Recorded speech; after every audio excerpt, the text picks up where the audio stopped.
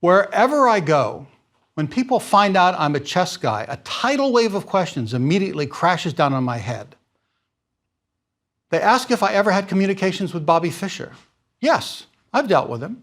Then comes the generic cascade. What's castling? What's the difference between checkmate and stalemate? What is that draw thing? Do people really resign? How about blindfold chess? Is that even possible? And of course, everyone asks about chess computers and if they're really better than the world champion, if they will teach you to beat most humans, and on it goes. In this lecture, I'm going to answer all of these queries and more. That way, if we happen to be at the same party or function, you'll be able to field these questions for me while I make my escape. We'll start our chess laundry list with castling. In the original version of chess, there was no castling rule. However, by the 13th century, the Europeans started to experiment with king leaps and jumps and who knows what else. When the 16th century came and went, castling was more or less accepted, and the relationship between the king and rook has lasted to the present day. Notice that I said the relationship between the king and rook. Castling combines the movement of those two pieces at the same time. A player can castle if the squares between his king and rook aren't occupied and if the king and rook have never moved. In this kind of situation, white can castle on either side. In both cases, his king will move 2 squares towards his rook, then the rook will leap over the king and land next to it. The idea of castling is that it gets the king out of the center and tucks it safely into a corner, and at the same time, it brings a rook into the center in hopes to become active on an open file. Let's take a close look at queenside castling for white. White moves 2 squares with his king, and the rook jumps next to it on the right.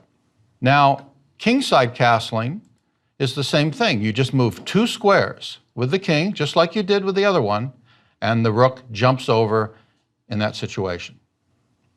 Now, the notation for these things, if you castle short, it's a 0 and a 0. Some books, usually older ones, use the capital O instead of the 0. You can use that, of course, but the vast majority of modern books and periodicals use 0. Castling is technically viewed as a king move, so most players move the king first and the rook second. Some people prefer to move both at the same time, which is also legal. You can't castle if you moved your king. Even if you move it back to the original square, you still can't castle. Your king's in check. You move a rook. In that case, you can't castle on the side of the moved rook, but you can still castle on the other side if that rook hasn't budged. While castling, your king can't step through an attack square, nor can it end up on an attack square. Let's look at some examples that show when castling isn't allowed. Now, you can't castle if you've moved your king. So in this position, let's say white plays just a god-awful move and goes king f1. Black says, hey, I think I'll castle. So he castles queenside, 2 squares over, the rook goes next to it. And then white says, wait a second, I really should have castled. So he goes back. So now you think, well, I can castle now because now my king's back in the original position. However, white would love to get his king out of here, but he can't because he moved the king. It doesn't matter if you go back. Same thing with the rook. If you move your rook and move it back, you can't castle on the king side. However, if you haven't moved your king and you haven't moved the queenside rook, even though you moved the king side, you can still castle queenside. But if you move the king, you can't castle at all. Let's say in the beginning position, white, instead of moving his king, moves the rook. And I mentioned this before. And then black castles, white goes back. Again, he can't castle kingside.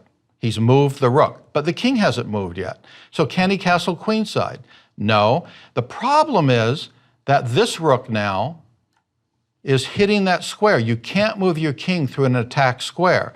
You can castle later if that stops. So for example, if black moves his rook off that file, white can now castle queenside because he's not going through an attack square. Can white castle in this position? Well, he can definitely castle kingside, no problem, and that's what he should do. But can he castle this way, queenside? The problem is that the queen is hitting c1 and your king would end up landing on that square, which is illegal. You can't put your king in check. So queenside castling is illegal, kingside castling is legal. Let's say white castles queenside. Now black wants to castle. Is that legal? Think about this for a moment.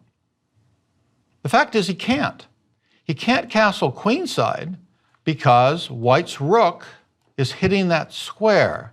And so the king cannot walk through that square. So you think, well, why not kingside? Why not kingside? The problem with that is the bishop is covering that square, the f8 square. And so if you go through it, once again, you're moving your king through an attack square, it's illegal. So black cannot castle either side at the moment. Castling, like en passant, is a mutant option. It only occurs in certain situations, and you don't have to do it if you don't want to.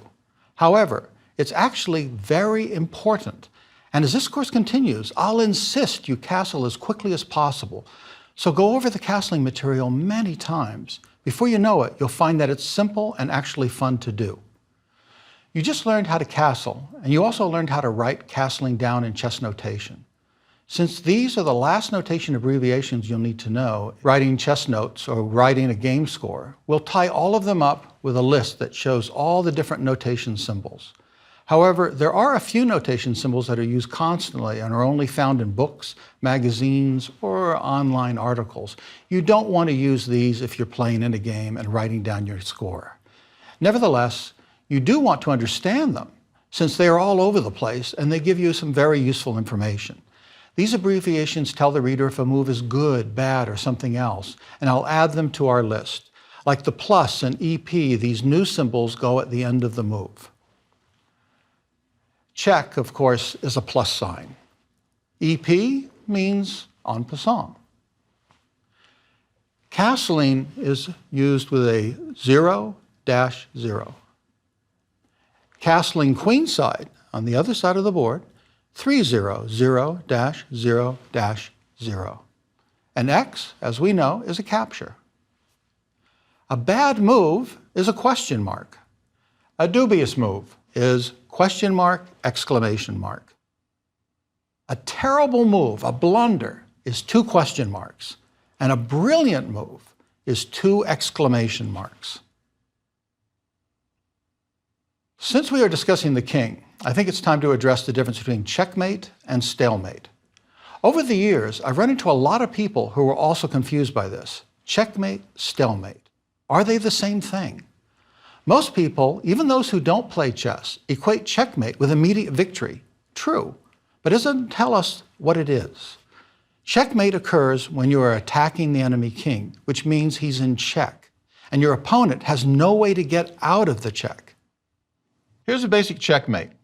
Black's queen is attacking white's king. The queen is protected by the king. So white isn't allowed to capture it. Running to safety is also a no-go, since the D1 and F1 squares are covered by the queen. Since white can't escape the check, checkmate is called, or seen, or just understood, and the game is over. Compare it with this position. White's king is also attacked here, but this time it's not checkmate, since the king can run to C1, which isn't covered by any of black's pieces. So though it's check, it's not checkmate. Check announces an attack on the king, while checkmate announces an inescapable attack on the king. White threatens to take this bishop here. The problem is, if the bishop were to move to safety like this, rook h8 mate is quite unfortunate. So it looks like black is in real trouble. However, the reverse is true, and black has a surprise checkmate with bishop to e6, hitting the king. The king cannot move backwards because this rook covers this square, and the pawn can't move forward like this because of this rook hitting the king and actually pinning the pawn. And therefore, it's a surprise checkmate. Black won the game. Is white checkmated? It looks like it. We have that nice configuration, queen in front of the king, attacking white's king. Black's king is guarding the queen. Everything looks great, but no, it is not checkmate. White can simply capture the queen, end of checkmate, and white has 2 extra pieces, and white's the one that wins the game. Is white's king checkmated? The bishop attacks the king. The king has nowhere to move. It looks like checkmate. Is that really the case? The answer is no, because the pawn can move 2 squares, taking advantage of his 2-move option. It blocks the check, no more checkmate, and white is up several pawns, and white should probably win the game. Is white's king safe?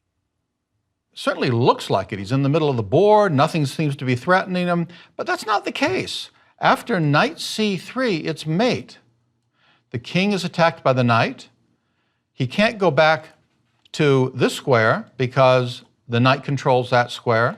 He can't go to this square or this square because the bishop is controlling all those squares. And he can't move his king here or here because the rook's controlling all the squares. And so it's checkmate and the game is over. White's king is in check, and the only square you can run to at h2 is controlled by this bishop. So it looks like checkmate, but that's not the case. White can simply play bishop f1, blocking the check, and the game goes on.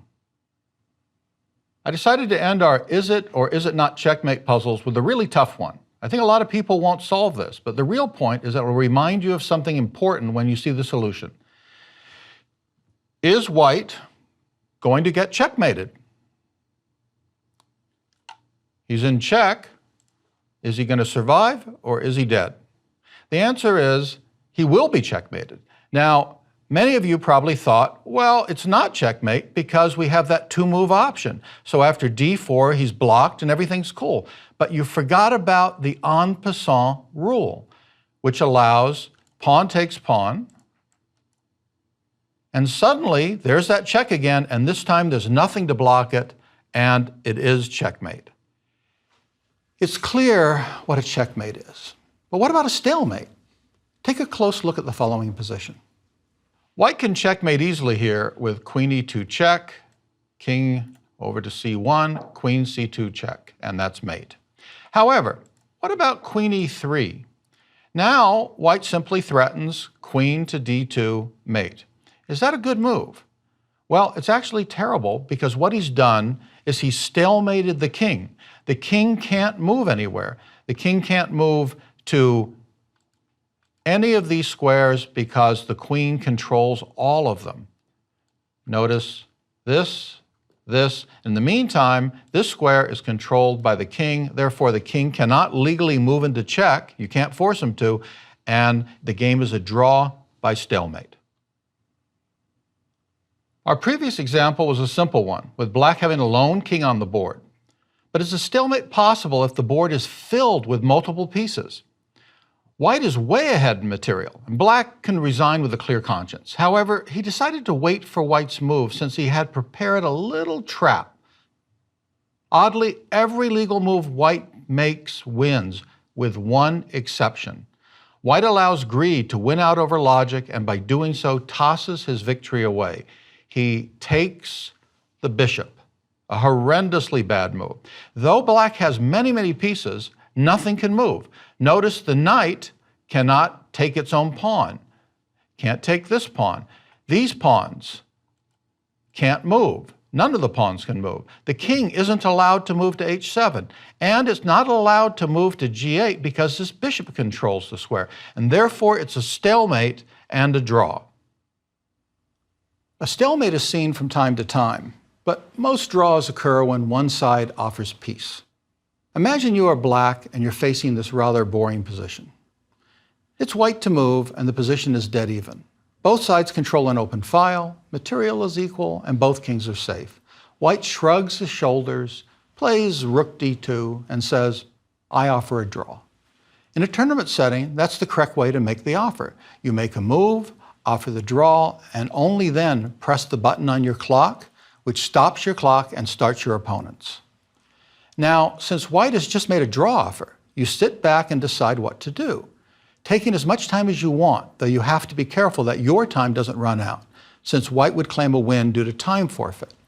When you've made your decision, you can make a move, which means you're refusing the draw. Or you can say something like, I'd like to play for a while longer, which is also refusing the draw. Both are perfectly okay. However, the position after white's rook d2 is very boring. And if you're playing someone of equal ability, accepting the draw would be a perfectly reasonable thing to do, since the game would most likely peter out to a draw anyway. You accept it by shaking hands or saying, sure, draw. In general, if you think the game is boring or completely equal, but your opponent is much stronger than you are, offering a draw is a bit rude. If the superior player wanted a draw, he'd offer it. My favorite refusal occurred in a game between a Russian grandmaster and an American amateur, who wasn't close to the Russian's level. The amateur offered a draw, and the Russian looked at his opponent in distaste. Then he refused by making his move. A few moves more went by, and the amateur suddenly offered another draw. The Russian took this as an insult. Looking at the amateur straight in the eye, he pointedly said, "Not today, not tomorrow, not next year." We've looked at two ways to make a draw, a stalemate and an offer of peace. But there are two other ways that a draw can occur. One is the 50-move rule, which is rare. This happens when 50 moves are played without either side making any exchanges. Keep in mind that one full move means white moves and black moves. If 50 moves go by without any pieces or pawns being captured, either side can simply claim a draw. Our final drawing mechanism is a 3-time repetition. If a position is about to be repeated 3 or more times, if you make a certain move, you can say something like, I claim a draw since I intend to make such and such a move, which will repeat the position 3 times. These last two are pretty much only seen in tournament situations or in online chess. However, stalemates and draw offers are common and often appear in park games or in any friendly environment. We know what to do if we want to draw. What do you do if your position is awful and you want to give up? Normally a player will say, I resign, or I give up.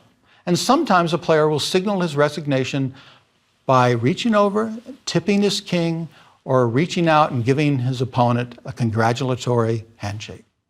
All these are common, polite ways to resign a game. But a chess game can be an intense thing, and losing is never a pleasure. Thus, once in a while, emotion wins out and resignations take on a whole new ambiance. In a very famous 19th century game between Steinitz and Kurt von Bardeleben, Steinitz announced a force mate in 10. Such announcements were common in those days. Bardeleben, not wanting to see those 10 moves played out, refused to resign and instead quietly got up and walked out of the tournament hall, never to return. Alekhine, the 4th official world champion, resigned a game in 1923 by throwing his king across the room. And on more than one occasion, I've personally witnessed the losing side push all the pieces into his opponent's lap.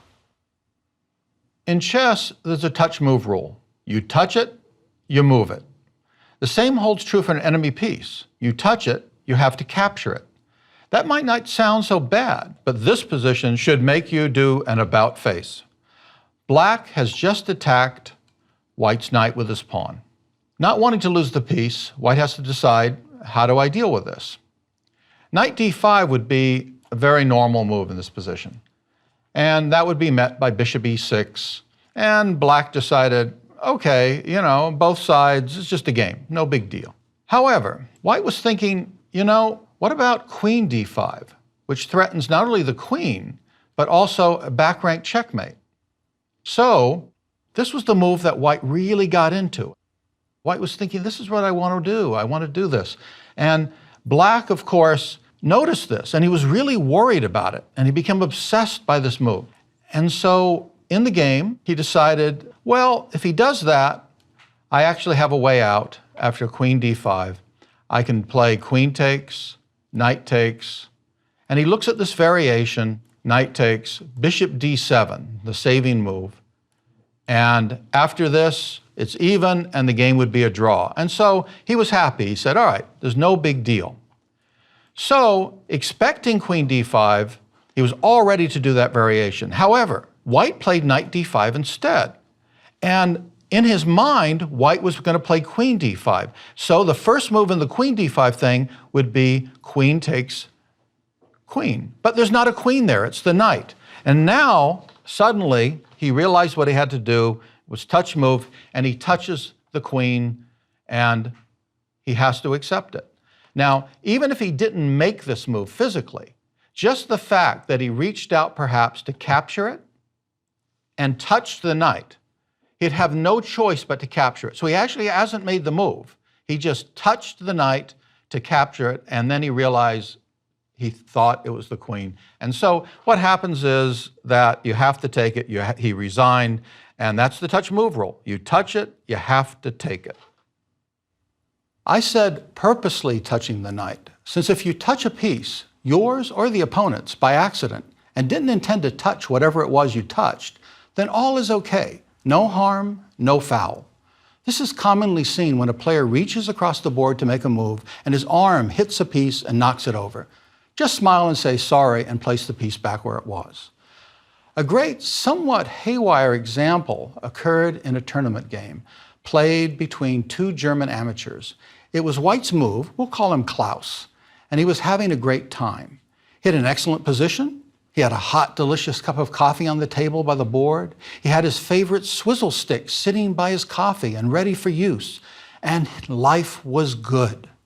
Deciding that a bishop move was in order, he reached out, grabbed his bishop, and then instantaneously realized that an enemy rook was threatening his queen. What to do? His opponent was looking directly at him, and he was in the act of lifting the bishop. Was he busted? As if reality was in slow motion, Klaus, in a world-class demonstration of quick thinking, continued to lift his bishop off the board, stuck it in his coffee, and began to stir. Klaus pretended to be shocked. His opponent looked at him, and they both started laughing since it seemed obvious that Klaus had meant to grab his swizzle stick and picked up the bishop by mistake. Since he didn't intentionally touch it, he was free to clean the bishop, place it back where it started, and make another move. It's clear that you need to keep your hands to yourself and not let them linger on the chessboard. However, you'll almost certainly run into situations where your pieces are off-kilter or dirty. If that happens, all you have to do is say j'adoube, which is French for I adjust, and you're free to center that piece or even polish it. Of course, you can also just say I adjust, but for some reason, most chess players are really into using that French word.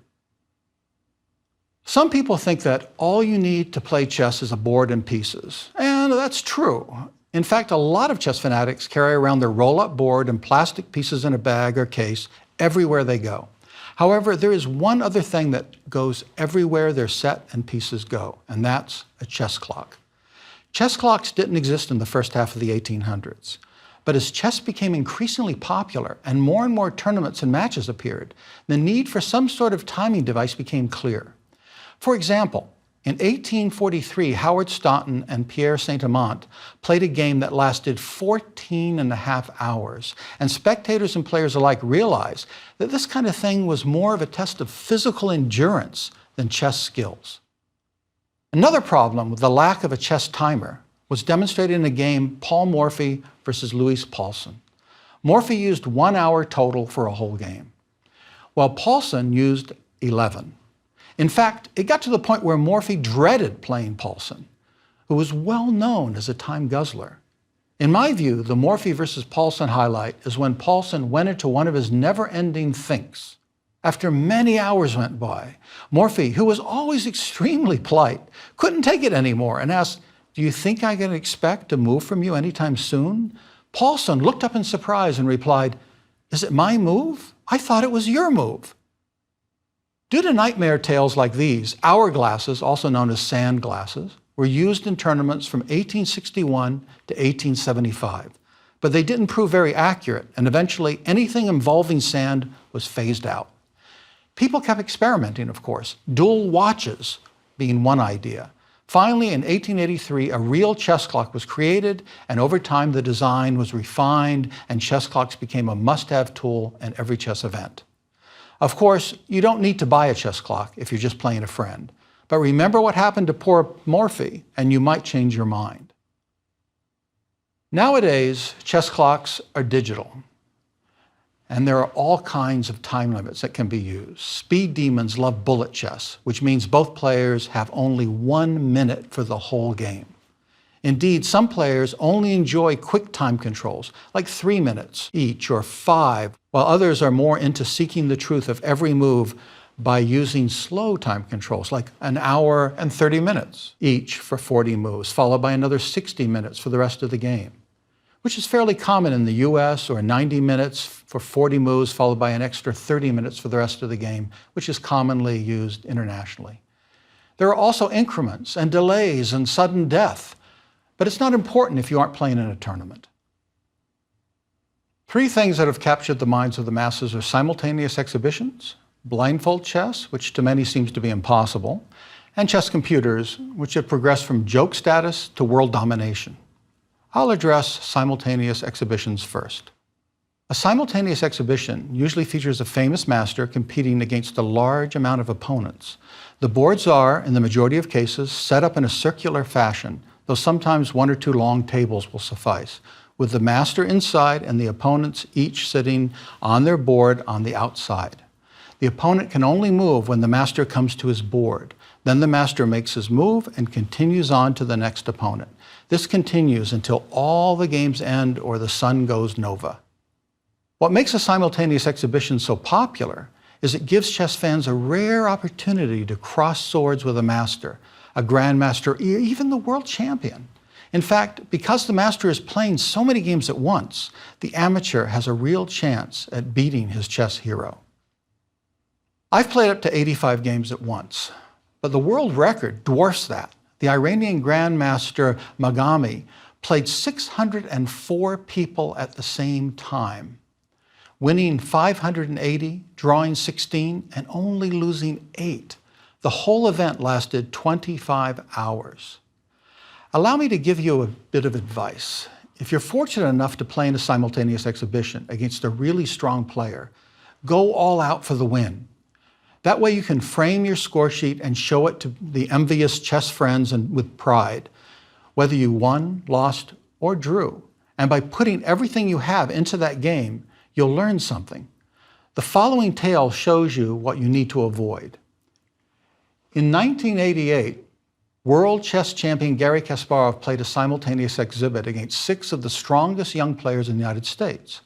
In one game, Kasparov's opponent played 14 book moves, which led to a 3-time repetition and a draw.